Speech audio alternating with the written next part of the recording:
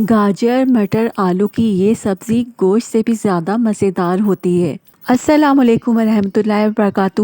آج میں آپ سے بہت ہی مزیدار سبزی کی ریسیپی شیئر کر رہی ہوں، جس کے لیے میں نے 2 آلوؤں کو دھو کر چھیل لیا ہے، پیاز بھی چھیل کر رکھ لیا ہے۔ تو چلیے سبزیوں کی جلدی سے کٹنگ کر لیتے ہیں۔ اس کے لیے میں نے آلو کو درمیان سے پہلے کاٹ لیا تھا، اس کے بعد آسانی سے ہم اس کی کٹنگ کر سکتے ہیں۔ اس طرح آپ کتلیاں بنائیں نا جب بھی، تو بہت ہی آسانی سے زیادہ سے آلو آپ اس طرح سے کاٹ سکتے ہیں اور بہت ہی کم وقت میں اس طرح کٹنگ ہو جاتی ہے۔ اس طرح سے آپ آلو کاٹیں گے نا تو ایک ہی سائز کے کٹیں گے اور کتنی جلدی کٹ جائیں گے۔ دیکھا آپ نے، میں نے ایک ساتھ رکھ کے انہیں کتنی آسانی سے کٹنگ کر لیا۔ اب انہیں ایک بال میں ڈال کر نا پانی میں رکھ دیں گے۔ اب ہم گاجر کاٹ لیں گے۔ گاجر کو میں نے 4 پیس میں کٹ لگایا تھا اس طرح سے، اور پھر گاجروں کو چھوٹے پیس میں اس طرح سے میں نے کٹنگ کر لیا تھا۔ تو اس طرح سے 4 پیس میں ہم گاجر کو ڈیوائیڈ کر کے اس کے بعد کٹنگ کر لیں گے۔ تو یہ دیکھیں 2 گاجروں کو بھی میں نے کٹنگ کر لیا۔ اس کے بعد جو ہے ہم پیاز کٹنگ کر لیں گے۔ پیاز کو بھی اسی طرح سلائس میں کٹ کر کے نا پھر ہم ایک ساتھ رکھ کے کٹنگ کریں گے نا، تو یہ دیکھیں چھوٹے چھوٹے پیس میں پیاز کٹنگ ہو جائے گی۔ اس طرح سے بہت آسانی سے آپ چھوٹے پیس میں پیاز کو کٹنگ کر سکتے ہیں۔ اس طرح سے پیاز میں اس لیے کٹنگ کر رہی ہوں تاکہ پیاز جب ہم فرائی کریں نا آسانی سے مسالہ بن جائے اس کا نا۔ تو اب دیکھیں پیاز بھی کٹنگ ہو گئی ہے۔ اب ٹماٹر کو بھی بالکل اسی طرح سے میں کٹنگ کر لوں گی۔ جب بھی آپ کوئی بھی مسالے والی چیز بنائیں نا تو اس طرح اگر آپ ٹماٹر اور پیاز ڈالیں گے نا تو مسالہ بہت اچھی طرح بھن جائے گا اور پیاز اور ٹماٹر ثابت نظر نہیں آئیں گے مسالے میں۔ تو دیکھیں ٹماٹر بھی ہمارے کٹ گئے ہیں۔ اب میں نے ایک فرائی پین لیا ہے اور اس میں ہم ایڈ کریں گے 1 کپ کے قریب آئل، کیونکہ سبزی میں آئل بہت اچھا لگتا ہے، زیادہ ہوتا ہے تو۔ اس کے بعد میں نے یہاں پہ 4 لہسن کے جووں کو باریک باریک کٹنگ کر لیا تھا، وہ ہم اس میں ڈال دیں گے۔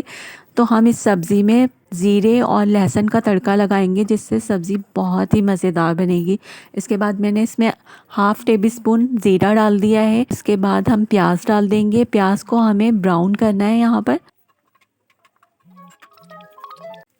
دیکھیں پیاز براؤن ہو گئی ہے۔ اس کے بعد 4 ثابت مرچیں میں نے اس میں ایڈ کر دیے اور فلیم کو اب یہاں پر بالکل لو کر دیں گے۔ اس کے بعد ½ ٹیبل اسپون ہلدی پاؤڈر، ½ ٹیبل اسپون لال مرچ پاؤڈر ڈال کر مکس کریں گے، اور اس کے بعد فوراً سے ٹماٹر ڈال دیں گے تاکہ مسالہ جل نہ جائے۔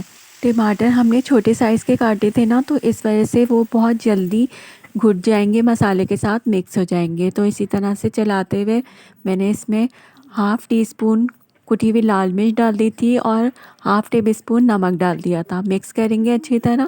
اسی طرح سے چلاتے ہوئے دیکھیں ٹماٹر بالکل گھٹ گئے ہیں اور سافٹ ہو گئے۔ اب ہم اس میں سب سے پہلے مٹر ڈالیں گے، کیونکہ مٹر جو ہے نا پہلے اس لیے ڈالی جاتی ہے تاکہ جلدی گل جائے۔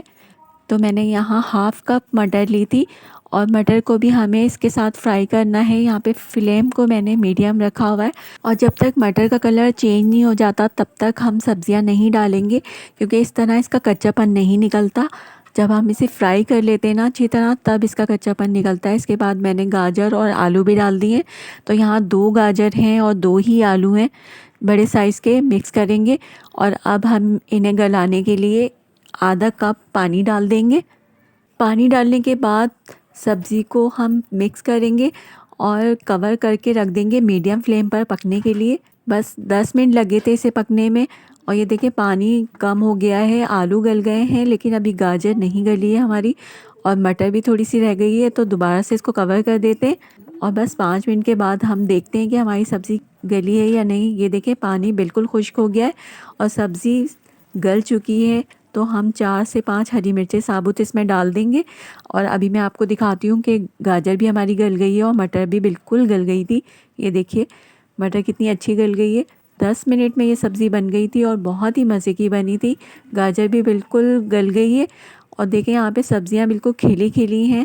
اب ہم انہیں ڈش آؤٹ کر لیتے ہیں، اور اوپر سے میں نے ڈال دیا تھا اس پر ہرا دھنیا۔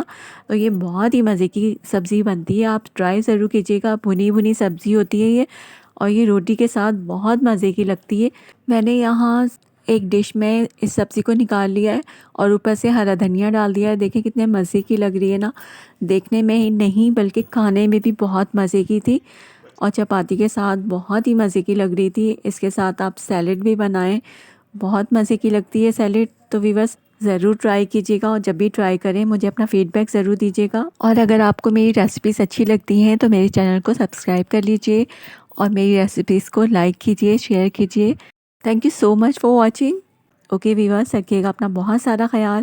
ملتے ہیں ایک اور آسان سی ریسیپی کے ساتھ، تب تک کے لیے اللہ حافظ، ٹیک کیئر، بائے۔